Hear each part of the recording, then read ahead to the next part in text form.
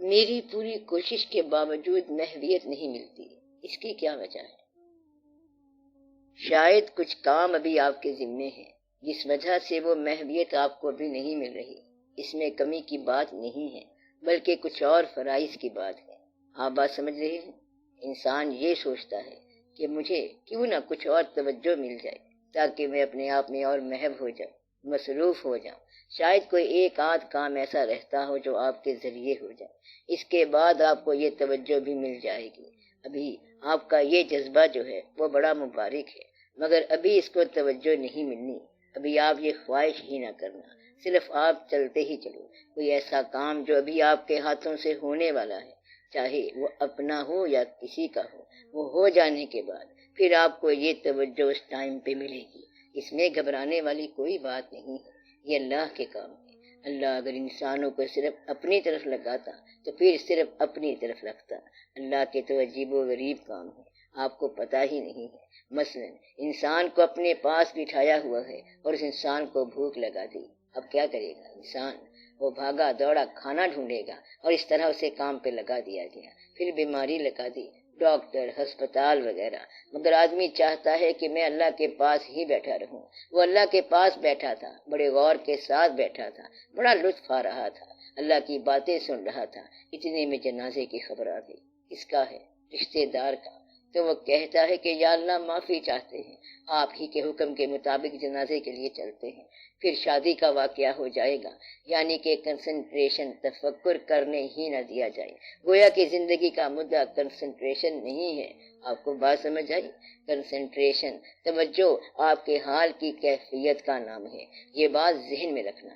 یہ سب کچھ ساتھ ساتھ چلتا جائے گا۔ کبھی کوئی ساتھی بیمار ہو گیا، کوئی ساتھی صحت مند ہو گیا، اولاد کا کوئی تقاضا ہو گیا، والدین کی کوئی ضرورت ہو گئی، اور بعض اوقات تو قبروں کی، مزار کی ضرورت ہو جاتی ہے کہ سال کے سال جا کے قبریں تو ٹھیک کرو بزرگوں کی۔ تو یہ بھی ایک ضرورت پیدا ہو گئی۔ کبھی کوئی اور ضرورت پیدا ہو گئی، کبھی جو رشتے دار ہیں ان کی طرف سے اطلاع آ گئی کہ حالات صحیح نہیں ہیں، آپ نے چکر نہیں لگایا ہمارے پاس، آپ پھر وہاں چلے گئے۔ یہ آپ کی زندگی کی افادیتیں بھی عبادت ہیں۔ کیا کہا؟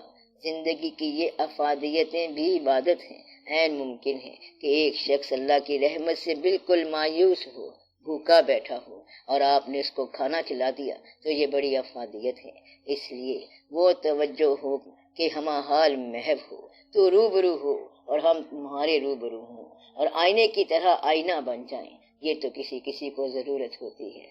جو آدمی کام کر سکتا ہے اس کا کام ہے کہ وہ کام کرے اور توجہ میں نہ جائے۔ ہر آدمی کے ذمے یہ کام نہیں ہے کہ عشق کی کہانی شروع کر دے۔ آپ اپنی کچھ اصلاح بھی کرو۔ اگر فقیروں کے ساتھ فقیر ہو گئے تو کھانے والی دیگ کون پکائے گا؟ اس طرح تو سارے فقیر فاقے مر جائیں گے۔ آپ یہ دیکھو کہ داتا صاحب رحمت اللہ پہ لنگر پکتا ہے کہ نہیں پکتا، تو لنگر کا بھی خیال رکھو۔ یہ بھی ایک ضروری شے ہے، کہیں ایسا نہ ہو کہ سارے اللہ اللہ کرو اور سب کو فاقہ آ جائے۔ ایک صاحب کا جنازہ ہوا، بیٹا بہت غم میں مبتلا تھا، سارے لوگ شامل ہوئے، ساتھ ساتھ اس کے بیٹے کے کان میں کہا، باپ کا جنازہ تو لے جا رہا ہے، کیا شام کے کھانے کا کچھ کیا ہے؟ اس بیچارے نے کہا، چاول بنوانے میں جاتا ہوں، تم جنازہ دفن کرو۔ مطلب یہ ہے کہ باپ کا جنازہ ہے اور شام کے چاولوں کا انتظام ہو رہا ہے۔ پھر کہیں گے کل شریف کل ہیں، کیا کیا پکے گا؟ تو اس بیچارے کا غم جو ہے وہ بکھیر دیا، پریشان کر دیا ان لوگوں نے۔ دوسرے دن آ کے بیٹھے، الحمدللہ اللہم صلی اللہ پڑھ کے کہتے ہیں، جناب ہم نے درود شریف پڑھ لیا ہے، اس کے بعد سناؤ کیا کیا پکایا ہے؟ کھانا، چاول۔ پھر اسی طرح کھاتے ہیں جس طرح لوگ شادی میں کھاتے ہیں، حالانکہ وہ کل کے چاول تھے۔ کھانے والا تو بھوک کو ہی کھائے گا، گویا کہ کوئی تقریب ایسی نہیں جس میں یہ چیز شامل نہ ہو۔ اگر آپ حج کرنے جاؤ تو پہلے پاسپورٹ بناؤ اور پھر ٹکٹ لگ جائے گا۔ غریب آدمی حج کر ہی نہیں سکتا، گویا کہ حج کرنے کے لیے بھی پیسے جمع کرنے ضروری ہیں، بیٹی کے لیے بھی ضروری ہیں، اور دوسرے واقعات بھی ضروری ہیں۔ کوئی ایک کام کرو تو ساتھ ہی دوسرے کام کی ضرورت ہوگی کہ ہمیں پیاس ہے، کہیں کھانا ہے، کہیں یہ ہے، کہیں وہ ہے، تو یہ سارا کچھ چلتا جائے گا۔ اور ہم جب حج کرنے جاتے ہیں تو اللہ تعالیٰ بکرے ذبح کرا دیتا ہے، اللہ کہتا ہے کہ انہیں ذبح کر دو، اور پھر وہ بیچارے افغان مہاجرین کے کام آتے ہیں۔ اعتراض کرنے والا کہے گا کہ اب یہ بکرے کیوں ذبح کراتے جا رہے ہیں اللہ پاک، اس میں ہزارہا لوگوں کا رزق وابستہ ہے۔ آپ کو سمجھ نہیں آ رہی کہ ایک بکرے کے ساتھ کتنے رزق وابستہ ہیں، اس کے ساتھ کتنے لوگوں کا پیٹ پلتا ہے، اور پھر اس کی وجہ سے زندگی بڑی دور تک چلتی ہے۔ یہ اللہ کے کام ہے۔ اس لیے آپ کو میں یہ بتانا چاہتا ہوں کہ اللہ کی طرف توجہ کی کامیابی کے سفر میں جتنے لوگ شامل ہوں انہیں توجہ کا ہی فیض ملتا ہے، لیکن وہ سارے وہ کام نہیں کرتے۔ کوئی تو کہیں کام کر رہا ہوتا ہے اور کوئی کہیں اور کام کر رہا ہوتا ہے، کوئی راستے میں کوئی واقعہ بنا رہا ہوتا ہے۔ یہ قافلہ جو ہے یہ سارا توجہ کا قافلہ کہلاتا ہے، لیکن سارے لوگ مختلف قسم کے کام کرتے ہیں۔ اگر سارے لوگ بولنا شروع ہو جائیں تو پھر بات تو ختم ہو جائے گی اور سارا پروگرام غلط ہو جائے گا۔ یہ نہ کہنا کہ ہم بھی تو بول سکتے ہیں، ہم بھی منہ میں زبان رکھتے ہیں، کاش پوچھو کہ مدعا کیا ہے، تو سارے نہ بولو۔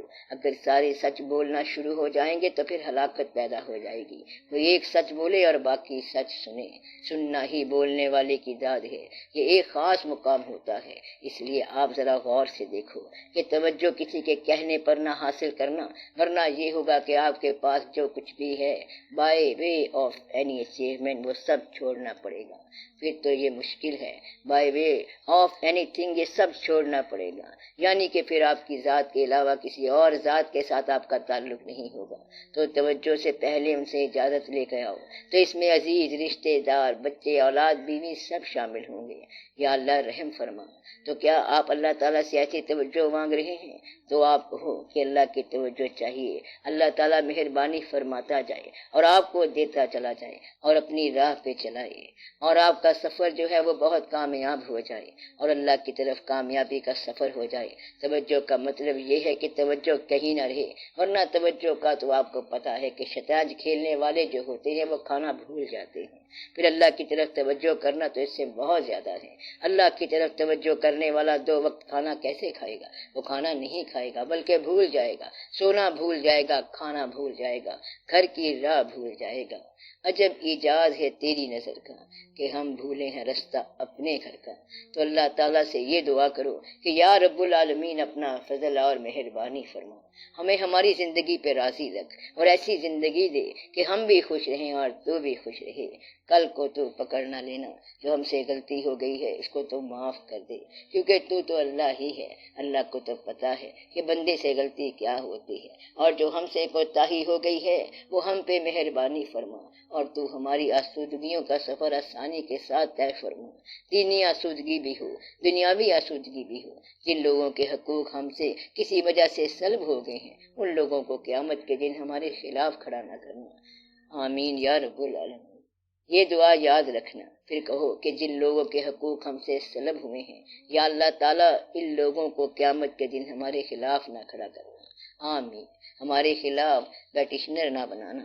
یا رب العالمین اس بات سے ہمیں بچانا کہ جن لوگوں کے حقوق ہم سے سلب ہوئے ہیں یا غلطی سے ہم نے ان کے ساتھ زیادتی کی ہے اس کی ہمیں اس دنیا میں معافی دے دے، اور یہ بھی نہ ہو کہ ہمارے ساتھ ویسی ہی زیادتی ہو، کسی طریقے سے اس کو معاف کر دے تاکہ جو ہم سے زیادتی ہو گئی ہے ہمارے ساتھ ویسی زیادتی نہ ہو، یعنی جو ہم نے لوگوں کے ساتھ کیا ہے لوگ ہمارے ساتھ ویسا نہ کریں۔ تو ہمیں اللہ اتنا معاف کر دے۔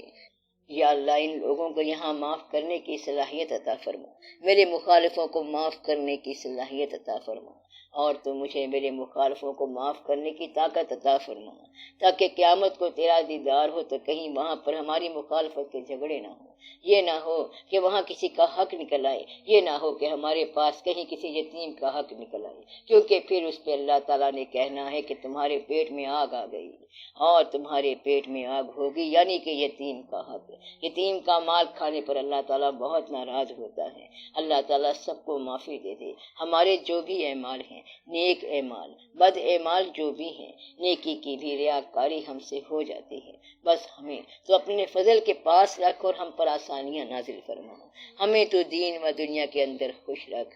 آمین یا رب العالمین۔ یا رب العالمین 4 دن کا تیرا میلہ دیکھنے آئے ہیں، رہنا تو ہم نے ہے ہی نہیں، رو رو کے میلہ دیکھا تو کیا دیکھا، یہ سب خوش ہو کے دیکھا کرو۔ آرزو کا سفر ہمیشہ رونے والا سفر ہے، آرزو سے بچو، حاصل کرو جو مرضی کرو، خواہش نہ کرنا۔ آپ کو میں سمجھا رہا ہوں، کیا کہا؟ پیسہ کماؤ جتنا مرضی کماؤ لیکن لالچ نہ کرنا۔ کمانے اور لالچ کرنے میں کیا فرق ہے؟ کمانے والا کمائے گا اور خرچ کرے گا، لیکن لالچ والا خرچ نہیں کر سکتا۔ کما کے بے درے خرچ کر دو تو سمجھو یہ لالچ نہیں ہے۔ کما کے جو رکھتا ہے وہ پھر لالچی ہے، اس کے اوپر گرفت آ جاتی ہے۔ اس لیے تمام حاضرین مجلس تمام کے لیے دعا کریں، اللہ تعالیٰ سب پہ مہربانی فرمائے، چھوٹی موٹی مشکلات سے بچائے، زندگی آسان فرمائے۔ صلی اللہ تعالی علی خیر خلقہ و نور عرشہ محمد و آلہ و اصحابہ اجمعین برحمتک یا ارحم الراحمین، آمین یا رب العالمین۔